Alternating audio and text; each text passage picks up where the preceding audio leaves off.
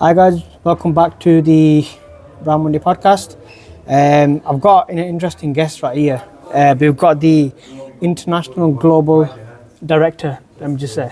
Managing Director, I should say, Mike Farnan. So we met in Pakistan. He's been all over the world, I should say. Right now he's the CEO of Red Strike. That's correct. He's been a managing director at Manchester United International. He was part of the whole reign from 1996 to 2001 at Manchester United, so during the treble year as well.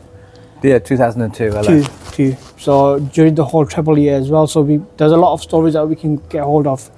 And he had roles with Jordan F1, Sunderland, Sheffield United, Atletico Madrid, Parma, and Atletico Madrid in Spain. Yeah. Let's get into it. How you been?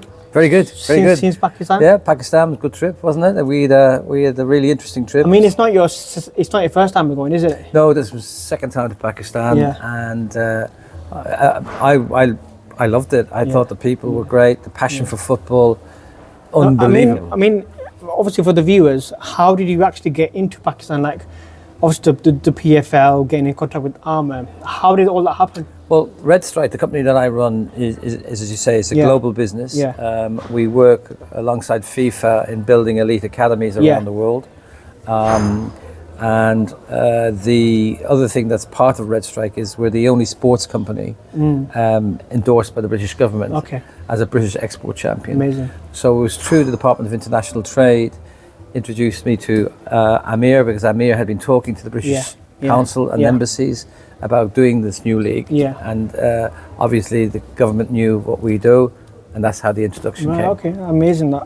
But and the first time when you went, how many days was it? Like, what did you do? I went out with Michael Owen, myself and Michael. So it's not the first time Michael Owen's been as well? No, but it was Michael's second time as well. And I've known Michael and worked with Michael on other projects, and we decided that it was worthwhile, although full of trepidation going out there. You don't know what you're going to expect with a new market.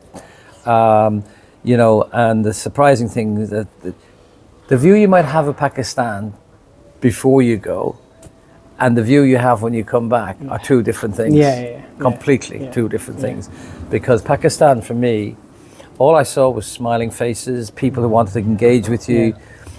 If they know your background and you work in football, they endorse you. They love the fact they want to hear the stories, and of course Manchester United is a brand and a club that everybody knows around the world. In Pakistan, huge fan base actually. Because I remember, if I remember correctly as well, I think when we were on one of the journeys as well, you were asking me a lot of questions about Pakistan as well. And I was happy to give you, like, I think if you look at it in perspective, I think me and my friend were the only British, Asian, Pakistanis that were there, a part of the group as well. Everyone else was obviously different backgrounds. You had Pascal, who was French, Raoul, who was Spanish, you there was British as well.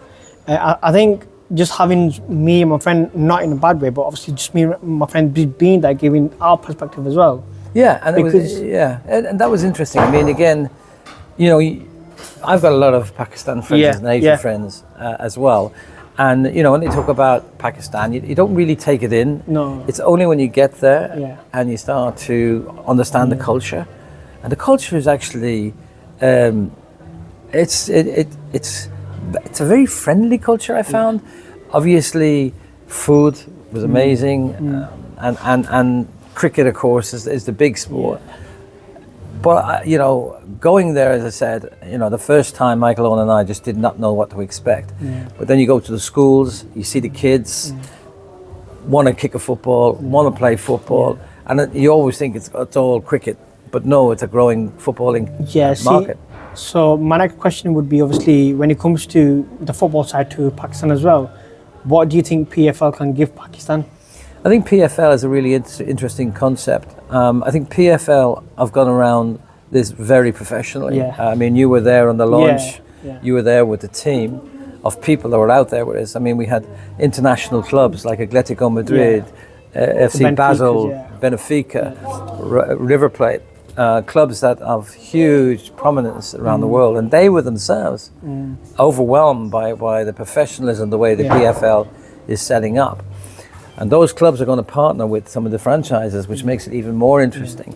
because there's pathways available to a talented kid. If a talented kid from Lahore or Islamabad or Karachi is good enough, he has an opportunity with a link to a professional club to go there and learn the trade in Europe. Yeah. I mean, that's just Pakistan itself, but let's just go back to how Mike Farnan started. And I think a lot of our fans are Manchester United fans. I think I'm going to go into Manchester United. So you were a managing director for Manchester United International. I joined Manchester United in 1996. And I worked alongside Peter Kenyon and David Gill. We were the new management structure brought in by the chairman, Martin Edwards, and Sir Roland Smith at the time well, obviously Peter came from Umbro, Peter Kenyon. David came from the travel industry. I came from Sky Sports, where I was involved in the global marketing programs with Sky. And my role really coming into Manchester United was basically, it was before the days of social media and access to the world through social. Man U had this so-called global fan base around the world, but nobody at the club knew who those fans were. So my role really was to create a strategy to try and engage those fans, particularly in Asia, all together. Middle East, Africa. We created so we wanted to create a concept that brought a bit of Old Trafford to Singapore, Hong Kong, Beijing, and we created the Red Cafe format. So it was basically a retail concept, franchised, where you'd have the Red Cafe included in it, you'd have the museum, you'd have the retail. And we opened up 300 stores throughout Asia and the Middle East, hugely successful. We started to create databases of who the fans would come in and watch the games, register. So we started to communicate. Also, my role was partly Peter Kenyon's vision for Manchester United at the time was that we're such a big global conglomerate of a brand, football brand.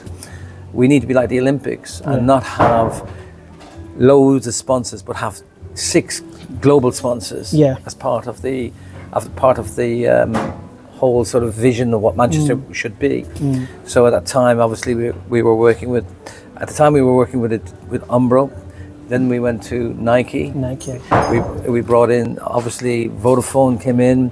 We brought in Western Union. Big brands started associated with us, and it drove obviously the revenue up. And that was all part of that exercise. And to be part of that great team at that time through the treble, economically wise, we were making the business was making. Commercial business was making money, and we were actually building a database of our fans around the world. Which again, because if you look at Manchester United, you got the fans in the UK in Manchester who go to games with season tickets, but then on the flip side, you're out there in different countries building that foundation up. In my opinion, like obviously, I'm gonna see myself as an international fan because obviously I'm British Pakistani as well. And I've got cousins in Pakistan and obviously different countries and stuff who actually want to come to Old Trafford. I've been to Old Trafford myself, but what's the difference in between these fans in Old Trafford who are in Manchester and the international fans from what you've learned being from different countries? Manchester United is whether you're in Singapore or Hong Kong or the same passion applies. I'll give you a fine example. I took Ryan Giggs and Paul Scholes out to Vietnam 3 years ago. And we turned up at the airport in Hanoi, and there was 14 or 15,000 fans there. And I remember Ryan would have been in his early 40s, and Paul, and there were kids there, all screaming their names. And these are kids who probably never saw them actually properly play, but they knew the power of the names, and that was the passion that our club has around the world. And I think every Manchester United fan is proud of that because it's a big family. And I think we should embrace, and we do embrace, the global sort of presence we have. I know we're going through a very difficult time now in terms of everything that's gone on. but we're still the biggest football name in the world. 100%. Because even in international format, I know a lot of people from outside. Like my cousins still message me like, "How's Old Trafford?" When they come in here, I try my best to get tickets. So sometimes it's difficult, but even the ones that I've taken to Old Trafford, they've loved it because it's the whole experience, the match day experience that no one can actually give. Like Old Trafford's just, in a way, it's football heaven. Do you know what I mean? It's football heaven, and obviously the fans that go to it day in, week in, week out, compared to the ones that internationally who wake up like 3 a.m. just to watch the games. Yeah, that's so true. I mean, you remember, and I had the great pleasure working with George Best, bless him, and the great Sir Bobby. Yeah. And Bobby's saying, like, the theatre even dreams. on my notes here, I've got behind the scenes of Sir Bobby Charlton. Like, is there any stories that you can actually give? I worked with Bobby, Sir Bobby. He was quite an intense man, but very football. When we travelled together, we travelled a lot because he was the ambassador for the club. He'd be very quiet when you travel on the planes with him, and when then he turns up to meet people and greet people, it's like it's the aura, isn't it? It's the aura. Everybody just embraces, and I call you Mr. Manchester, don't I? You do. I mean, but he's Mr. Manchester, Mr. Manchester himself as well, and everything. His whole blood was Manchester United. And his lovely wife Norma, who travelled with us as well. So he was great, and George was a character. George Best, he was sad in lots of ways, but again, when he was on form, a great guy to work with. They were both the ambassadors for Manchester United International. See, the thing is, like, on just one day gone, I had a family death. So my cousin's in-law's grandma passed away, and we buried it in the Southern Cemetery on Monday. Oh wow! I'm very sorry to hear that. My uncle was driving us to the cemetery, and he literally looked at me and he goes, "Akil." I go, "Yes," and he goes, "In that where we going, Sir Matt Busby's buried there with his wife." Sir Matt Busby, yeah. And I was like, "Wow!" Like you don't think of that kind of, like, just imagine how big of a name they've got, the power they brought to United, the whole success, but then it's just in reality, it's just like, it's just basically ashes and bones, isn't it? I mean, it's amazing, like, obviously what football does to everyone, those fans or whatever, but even international fans. I want to actually get into the 99 treble season, because obviously you were part of the club, the whole international fan base. Obviously you've seen the scenes here, Deansgate Wall, literally everyone's on trees or whatever, buildings. Were you in the country, or were you in England? No, I was on the coach that came when we were the bus. Oh, were you on the coach yourself? I was on the bus itself. So the whole experience is that when it comes to behind the scenes, like, I think the 99 documentary came out just recently. Yes, yeah. Have you seen that? I haven't seen it yet, but I watched it. It was absolutely amazing.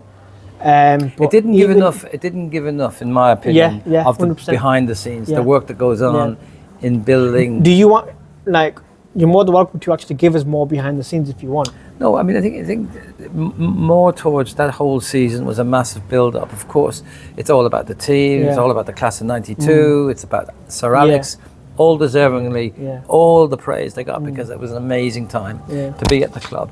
And for the rest of my life, it's the one thing I've worked in Formula One. I've worked for top clubs in Europe, and then only people that want to talk to me is about Manchester United and my time at Manchester United.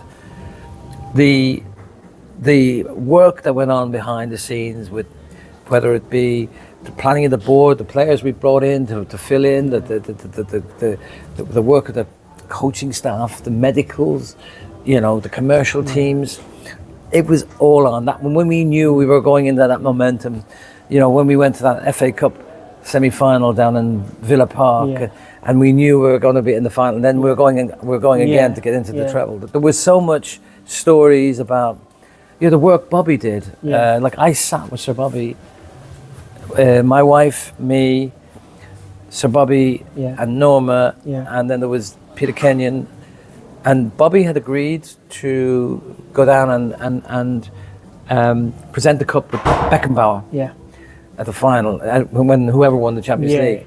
Literally, as minutes were ticking up, Bobby was tipped on the shoulder to go down. They were literally putting the ribbons of Bayern Munich onto the cup. And before, as he got down to the bottom step, our first goal went in. And all you could see was a Bobby Charlton running up. And before he even sat back down, the second goal went in. But there was some great stories about that whole year. It was, and then because of my work internationally, the amount of people backing us and supporting us and wanting us to win, and then it was just phenomenal. Then we went on after the treble, we went on a wonderful end of season, pre-season. Actually, it was pre-season. To Asia, and the amount of people that turned up, it was a bit like Manchester and Singapore, in Hong Kong. It was phenomenal. I want to get into your other roles that you had. So the Jordan Formula One, from football to Formula One racing cars. I mean, how has that happened? We'll get into the football clubs anyway, but well, I think this is a more interesting one. Well, I went to AC Parma first from Man U, 2002. They just won the Euro Cup, the other European Cup at the time. Actually, let's get into Parma first, and then you can guide it that way. Because Parma, when I was watching Serie A in Channel 4, there's the likes of Veron, Thuram, Crespo, Buffon. They were all part of Parma. Yeah, sensational players. You know, it was. And when I was approached. At the time, and there's a regret. I have to say, I did regret leaving United. My head was turned. Parmalat owned, the big dairy company owned AC Parma. The opportunity to live in Italy and work for an Italian club, just won a European Cup as well. The role was higher I was getting because I was going in as deputy chief executive. I decided to take the move. My wife and I discussed it. I don't regret living in Italy. It was great experience. Totally different way of living. The players used to come in at lunchtime into the offices. Not in the mornings. No, after training, the players would come in, and then you go out with coffee with them. I'd sit with Buffon, Thuram. Thuram would be smoking cigarettes in the coffee shop. Crespo was a really interesting characters, and they engaged with you. Whereas at Old Trafford, it was a little different. The board of directors were always known as we were always called the Men in Black. We always going around in dark suits, and the players it's the Men in Black. The Parma culture was different. They integrated a lot more with the players and the staff. So I spent a wonderful couple of seasons with Parma, and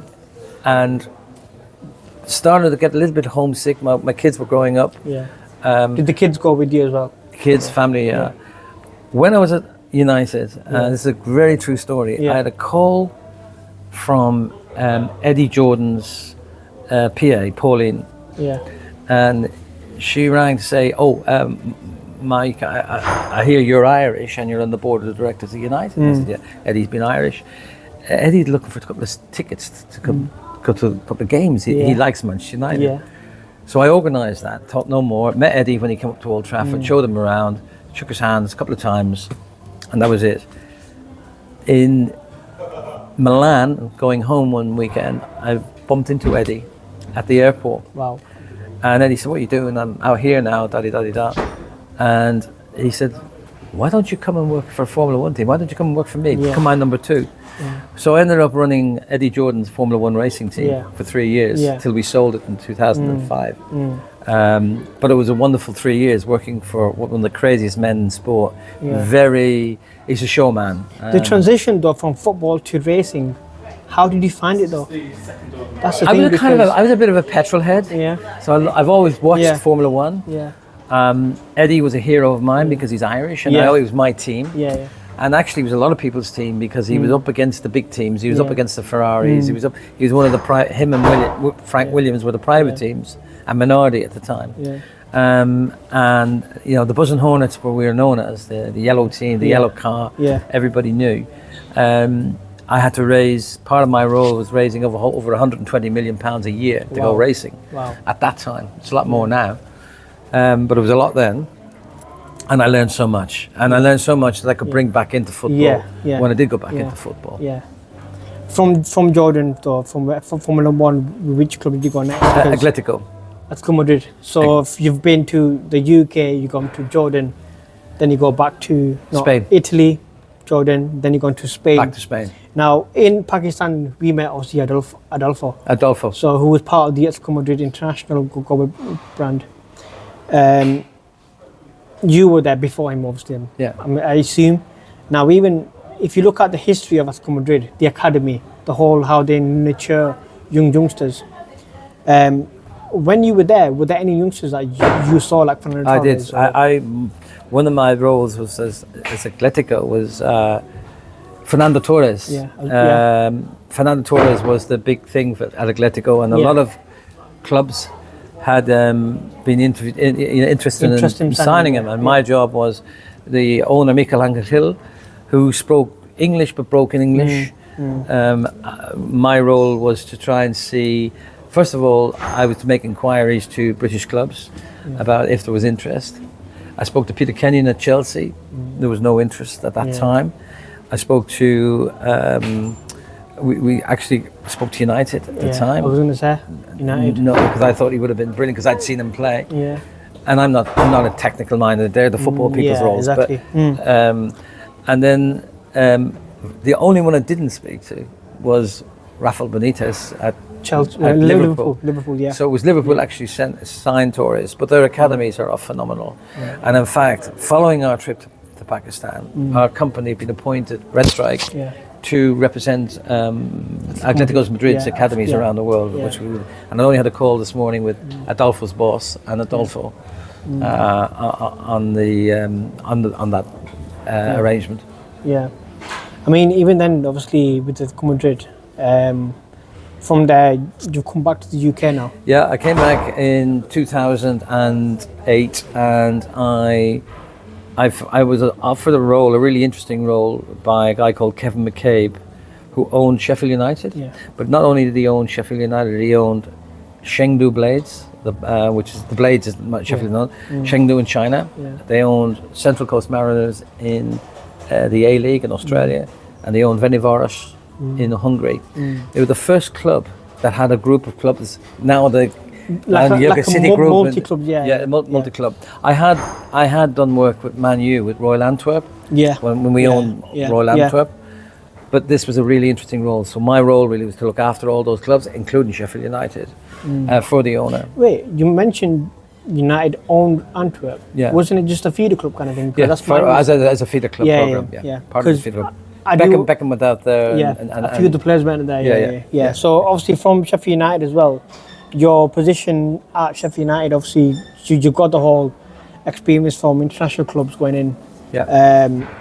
And the Formula One as well. Yeah. Then from there you've gone to Sunderland. Sunderland, yeah. So Sunderland was a fellow countryman of mine, Niall Quinn. Yeah. Big Niall, who played for City. Yeah. Even for Sunderland as well, didn't he? Well, Niall put a consortium together to buy Sunderland, of which I was part of that consortium that bought Sunderland. Wow. And Sunderland, we brought Roy Keane in, as you know, and Roy was a character, and we got us promoted to the Premier League. We then got relegated, and then we sold it to a Texan billionaire who both Niall and I fell out with in the end. He sacked us both, who bought Sunderland off us. But that experience was great, being part of the team. You mentioned Roy Keane. What was it like working with him? Because first you mentioned United as a player, but then he's your manager at Sunderland. At United, everybody knows Roy was intense, could be prickly, wasn't, didn't really engage, with the senior board because I watched Keane for years playing on the pitch. He was a leader. He was he was the destroyer. But now you see him as a pundit, as obviously co-host, obviously with the overlap and everything. And I see also there's two sides to him, which I love, amazing. But just to get from your perspective as well, it's just Roy Keane for me is as a warrior, he was the best player that I think. And if you ask Brian Robson, if you ask any of the players previously, Teddy Sheringham, them all, Roy was the man. And I never understand to this day how Alex and him fell out, because they're similar characters. Yeah, they are. They're fighters, and that maybe there was a bit of a clash in the end. Who was the bigger? But Roy is, he's like you. He's Mr. Manchester. It still is Mr. Manchester. I got to know Roy better. So when I was at Sunderland, Martin O'Neill was the manager. We brought in Martin O'Neill, and I got to know Martin very well. And I like Martin, old-fashioned manager, proper manager. He got the Republic of Ireland gig, Yeah. and Roy went in as his assistant, Yes, and I got to, and then I used to go see them quite regularly for dinners and that. Yeah. And Roy proved to be the funniest, interesting person to be around. Yeah. A character, liked to joke, and we see this stern look at him. Yeah. But there is another side to him. Yeah. I just think for me, people ask me about Cantona versus Roy versus. I still think Roy for me. I know Cantona's that hero, and we all love him. Roy was. I'm gonna ask you the most hardest question you will probably get asked. Of all the clubs and all the players you've been around, and all the executives, working with one person, if you had to, David who Gill. was the best? David Gill. See, By a million miles. David Gill. I'm not gonna mention it here because I'm not allowed to, but I'll mention it afterwards. But everyone's just literally giving David Gill the raves, like top raves. Great man manager, great leader, polite. Have you seen the interview with Ray Ferdinand? Which one was this? So he's done. Ray Ferdinand had him on the Wabi Tower. Oh yes. I watched that and I was like, yes, that's what David Gill was. Like you could just see the aura on him, the way he was. When I was at United, he was the finance director. Yeah, he was.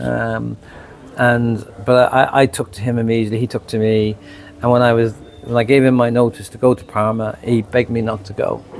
Yeah. Peter was different. Peter said, "If you want to leave, you're leaving Man United." Yeah. You know, but Gilly, just a different class. Yeah, yeah.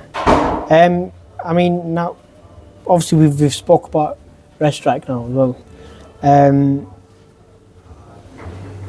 With United current Manchester United at the moment, which is Ratcliffe's 27 takeover, a lot of questions are coming around, like obviously not bad questions but good questions, like obviously it's good that he's come in, he's put the investment down, the partnership, going to get some signings. In your opinion, when it comes to Manchester United under the current ownership now, what do you expect and want to happen when it comes to, because Ten Hag, remember we finished 8th, but we won the FA Cup. There was a lot of uncertainty when it comes to Ten Hag. Ten Hag even mentioned recently on Dutch TV that obviously they spoke to Tuchel. But what can you expect from Manchester United? I think I'm quite firm in this view. I think United needs more than anything stability. Yeah. Continuity. Yeah. A guy comes in for 2 seasons. He's won 2 cups.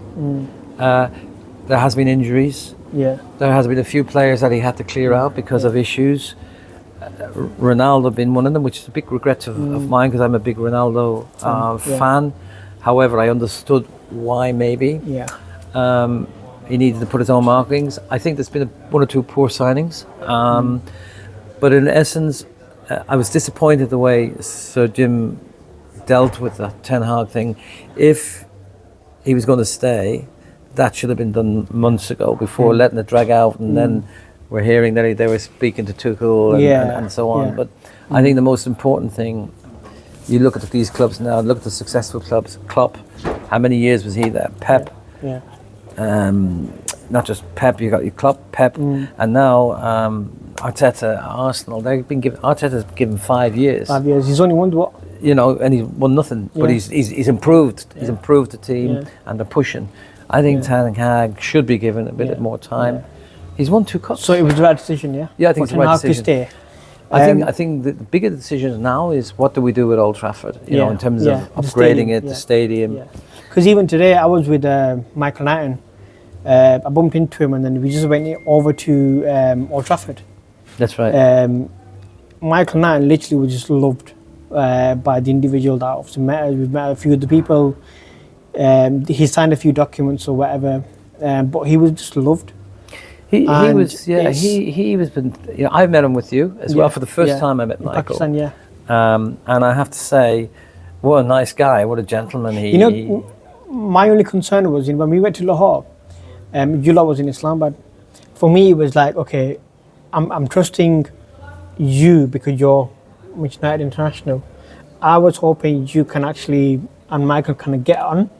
But then also I told Michael as well, I'll go, look, Michael, before the trip, I'll go, look, Pascal's involved, you've spoke to him. just talk or whatever. Because if I wasn't there, then it's that kind of thing in it, that obviously that barrier.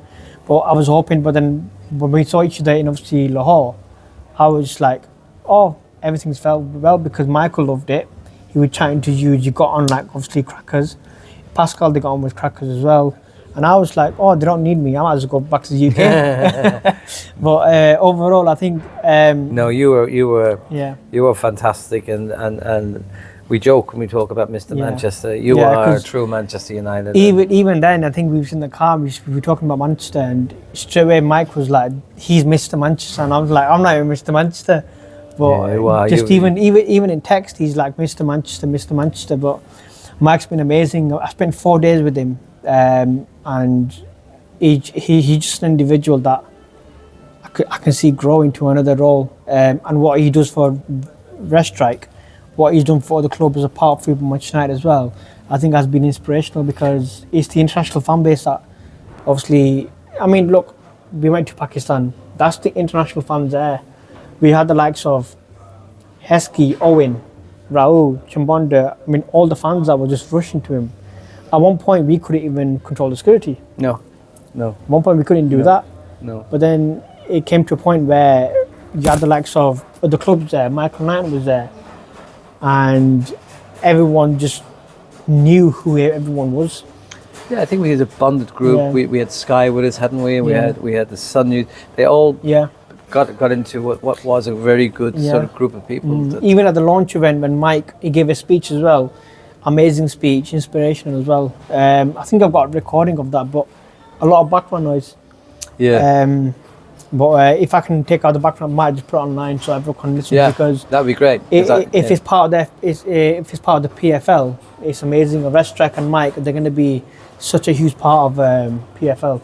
Yeah, and I think it's something that we're all going to the team, that particular team that's been appointed, and you're very much part of that. And again, if we can keep spreading the Manchester United way, the Manchester United attitude, and I've worked with a couple of the ex-players, and the way Alex brought them up when we were at Sunderland, we brought Big John O'Shea up. John O'Shea, Right King John O'Shea. Philip Bardsley as well. Phil Bardsley. And they were, the way Manchester United and Sir Alex endorsed the Manchester way into the players. They came dressed, they're well groomed, and they spread a great messages about the club. Yeah. And everywhere I go, for me, I've hugely proud to be part of this city. Yeah. I'm a blow-in, I'm Irish. Yeah. But then again, they say there's more Irish in Manchester than in almost in Dublin, and there's a big Manchester United fan base. Yeah. But I'm very proud that I've been part of the